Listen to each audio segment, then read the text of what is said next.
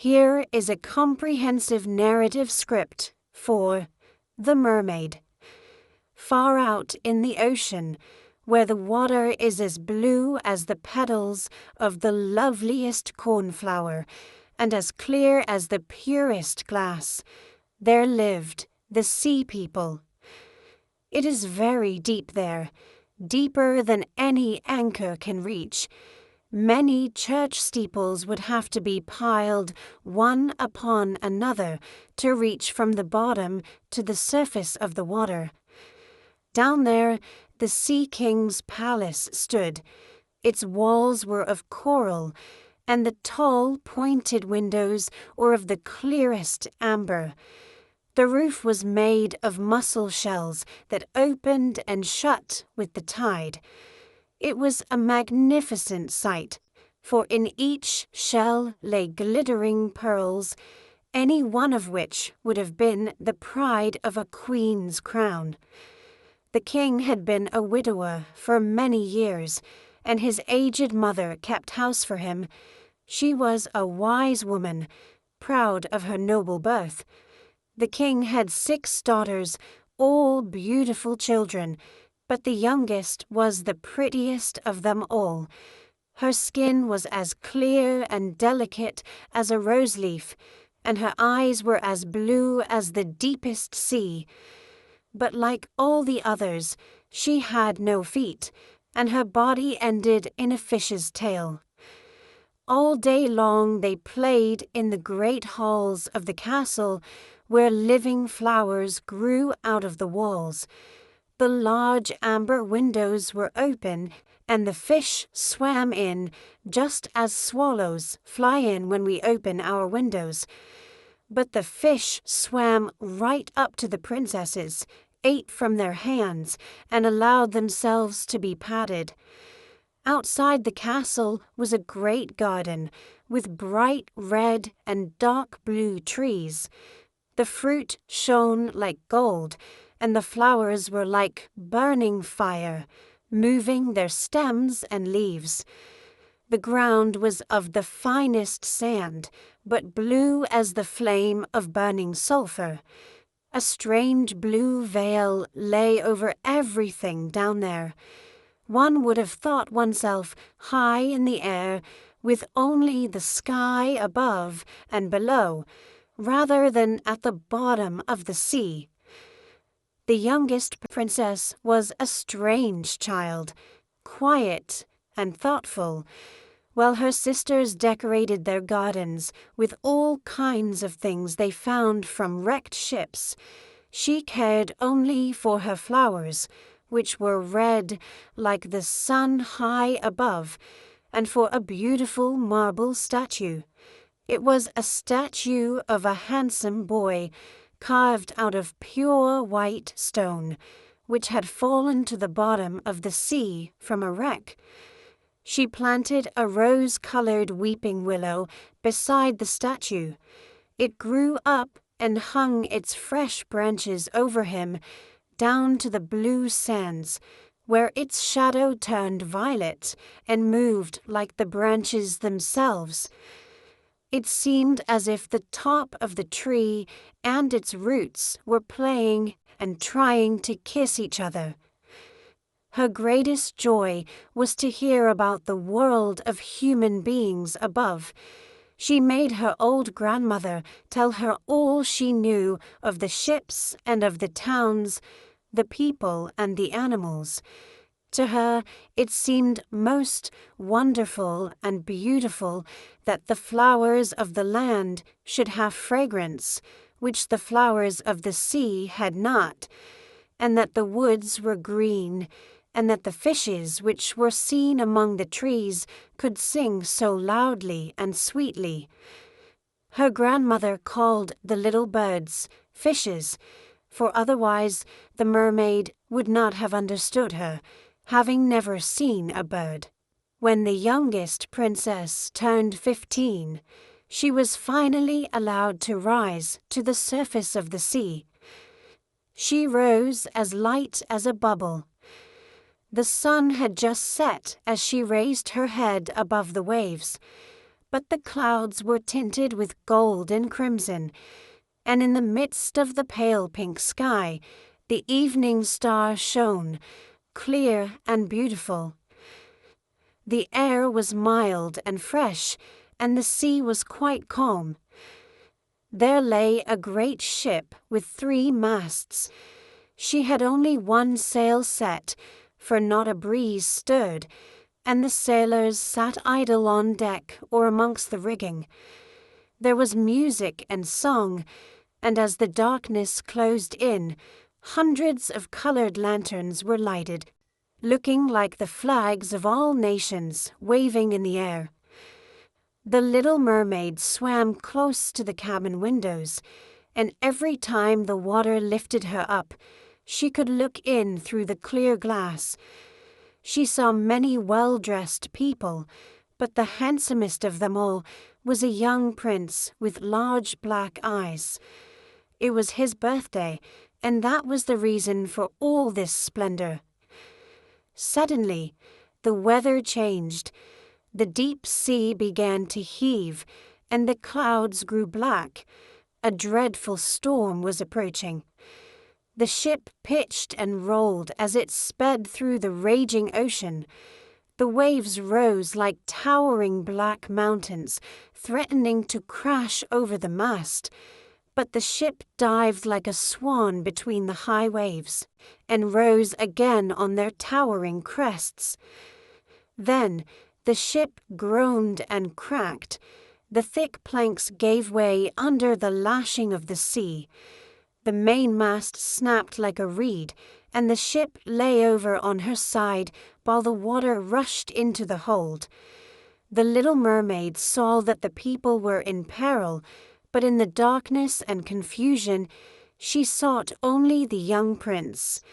She saw him sink into the deep sea just as the ship broke apart.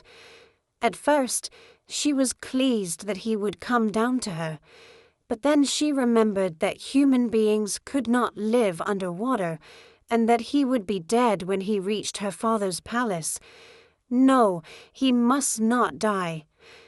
She swam among the beams and planks drifting on the sea, forgetting that they could crush her. She dived deep and rose high among the waves, until at last she reached the young prince. He was swiftly losing the strength to swim in the stormy sea. His limbs were numbing, his beautiful eyes were closed, and he would have died had not the Little Mermaid come to his assistance. She held his head above the water and let the waves drive them where they would. When morning came, the storm had passed. The mermaid kissed his high, smooth forehead and stroked back his wet hair. He seemed to her to be like the marble statue in her little garden, and she kissed him again and wished that he might live. She saw land ahead, high blue mountains with white snow on their peaks. Near the coast were beautiful green forests and a building like a church or a convent. She swam with the prince to the beach and laid him on the warm sand, taking care to position his head high in the sunshine. Then she saw a young girl coming out of the building. The mermaid hid behind some rocks in the water, covering her hair and breast with sea foam so that no one could see her. She watched to see who would find the poor prince. It was not long before the young girl saw him. She called for help, and soon the prince revived and smiled upon those around him. But he did not smile at the Little Mermaid out in the sea, for he did not know that she had saved him. She felt very sorrowful, and when he was led away into the great building, she dived down into the water and returned to her father's castle. She had always been silent and thoughtful, but after this she became still more so. Her sisters asked her what she had seen, but she told them nothing. Many an evening and many a morning she went up to the place where she had left the prince. She saw the snow melt on the mountains. She saw the fruits in the garden ripen and gathered, but she never saw the prince, and so she returned home, more sorrowful than ever. Her only comfort was to sit in her little garden and throw her arms around the beautiful marble statue that was like the prince. But she did not tend her flowers, and they grew wild, covering the paths and weaving their long stems and leaves through the branches of the trees. Finally, she could endure it no longer, and she told one of her sisters. Soon the others knew, and they helped her find where the prince's kingdom lay. But mere sight of him was not enough. She learned from her grandmother that while mermaids live for 300 years, when they die, they turn to sea foam and have no immortal soul. Humans, however, have a soul that lives forever, rising to the stars. The little mermaids longed not only for the prince's love, but for an immortal soul, so she might be with him for eternity. Driven by this desperate desire, she resolved to visit the sea witch, of whom she had always been afraid. She had to pass through a terrifying part of the ocean, where no flowers grew, and the seabed was grey mud. Hideous polyps, like 100-headed snakes, reached out with slimy arms to grab her.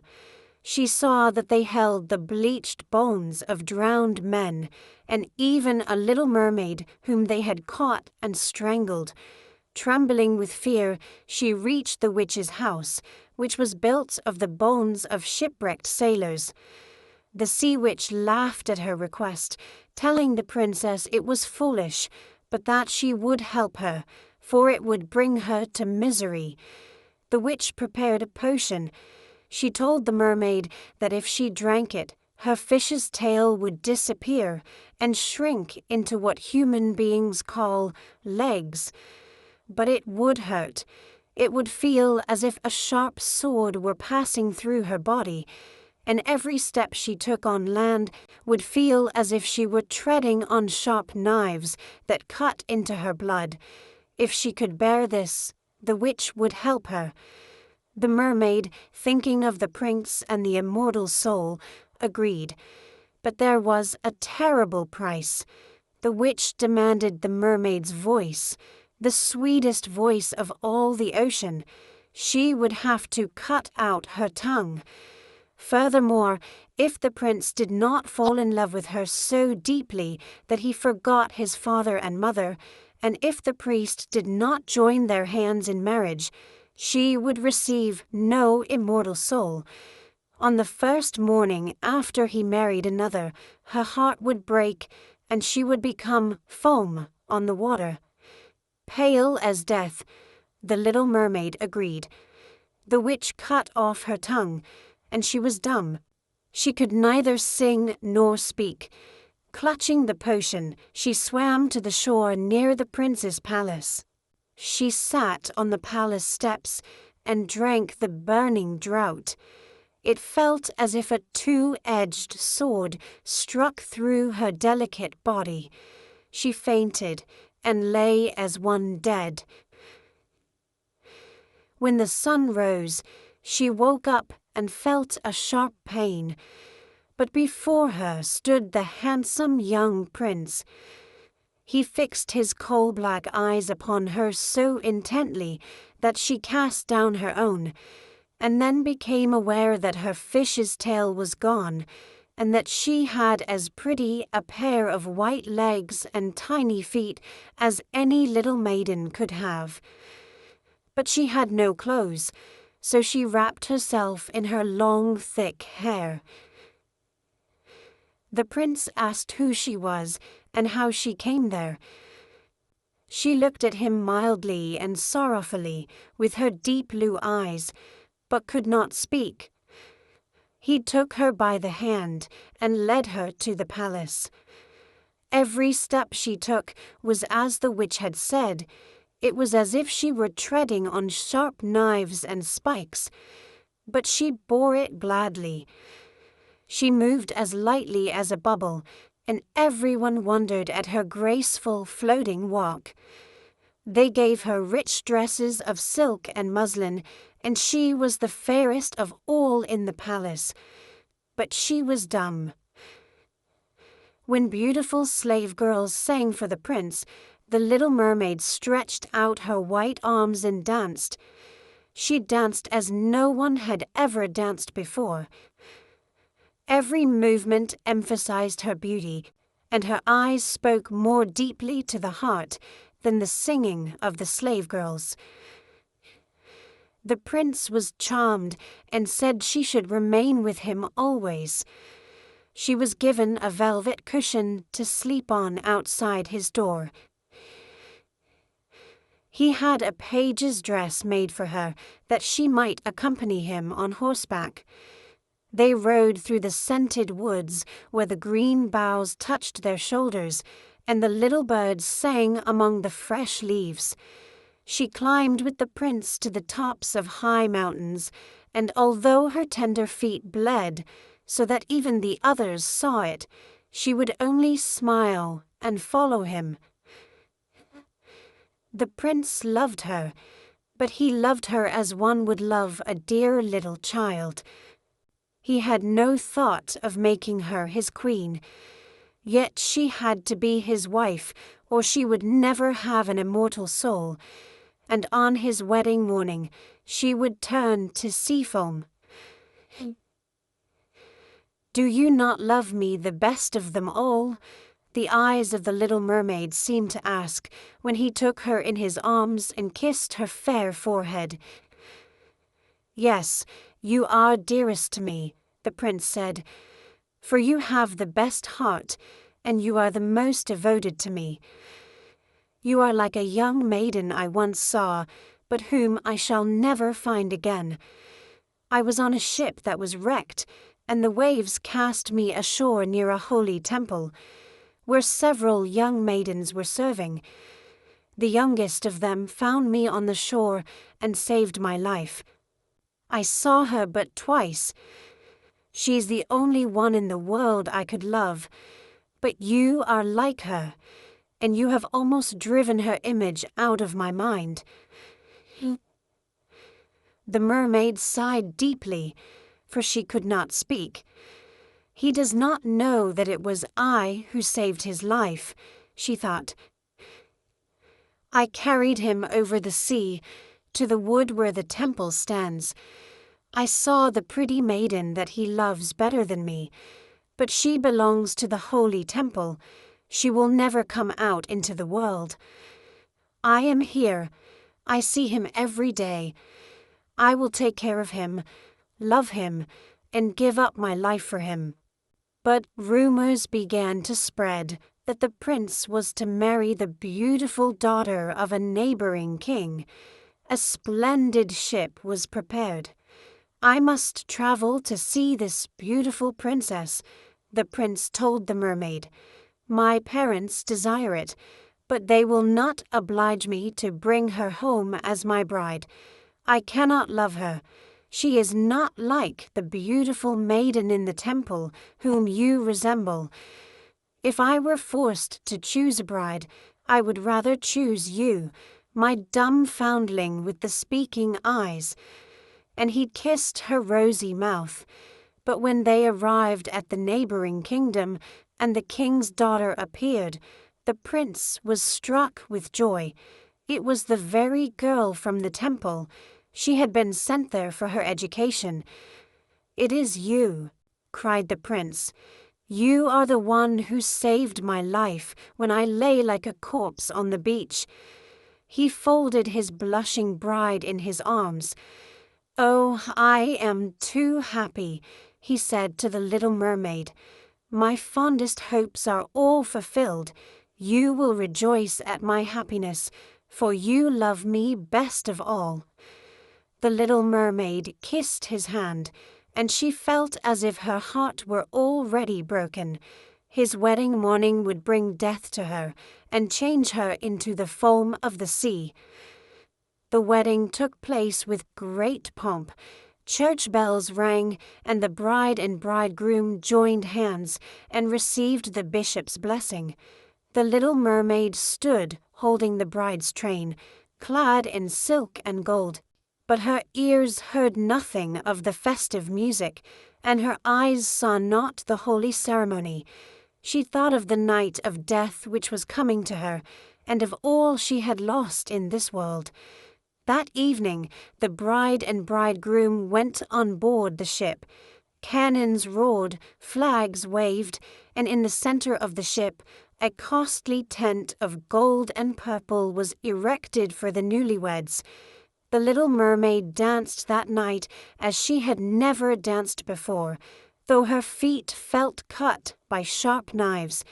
She did not feel the pain, for the pain in her heart was far greater. She knew this was the last evening she should see him, for whom she had left her friends and her home, and given up her beautiful voice, and suffered unheard of pain every day, while he knew nothing of it. All went to rest in the quiet night. The little mermaid leaned her white arms on the rail and looked towards the east, watching for the first blush of morning, for that first ray of the sun which she knew would kill her. Suddenly she saw her sisters rising out of the flood. They were as pale as she, but their beautiful long hair no longer waved in the wind. It had been cut off. "We have given our hair to the witch," they said, "to help you so that you might not die tonight. She has given us a knife. Here it is. See how sharp. Before the sun rises, you must plunge it into the heart of the prince. When the warm blood falls upon your feet, they will grow together again into a fish's tail, and you will become a mermaid once more, and live your 300 years. The little mermaid took the knife and looked at the sharp blade. The sisters disappeared beneath the waves. She drew back the curtain of the tent. There lay her beautiful prince, asleep with his head on the chest of his new bride. The mermaid bent down and kissed his forehead. She looked at the sky, which was growing pink with the dawn. She looked at the sharp knife and again at the prince, who in his sleep murmured the name of his bride. She was the only one in his thoughts. The knife trembled in the mermaid's hand. But then she flung it far away into the waves. The water turned red where it fell, as if drops of blood were rising up. She cast one last, lingering look at the prince, and then threw herself from the ship into the sea, and felt her body dissolving into foam.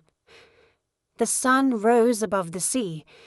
Its rays fell warm and bright upon the cold sea foam, but the little mermaid did not feel death. She saw the bright sun, and sailing above her floated hundreds of transparent, beautiful beings. She could see the white sails of the ship and the red clouds in the sky through them. Their voices were melody, but so spiritual that no human ear could hear them, just as no human eye could see them. They had no wings, but floated by their own lightness. The little mermaid saw that she had a body like theirs. It rose higher and higher out of the foam. "Where am I going?" she asked, and her voice sounded like that of the other beings, so spiritual that no earthly music could imitate it. "To the daughters of the air," answered the others. "A mermaid has no immortal soul, and can never have one unless she wins the love of a human being. Her eternal destiny depends upon the power of another. But the daughters of the air, although they do not have an immortal soul, can procure one for themselves by their good deeds. We fly to warm countries and cool the sultry air that destroys mankind with the pestilence. We carry the scent of the flowers to spread health and freshness.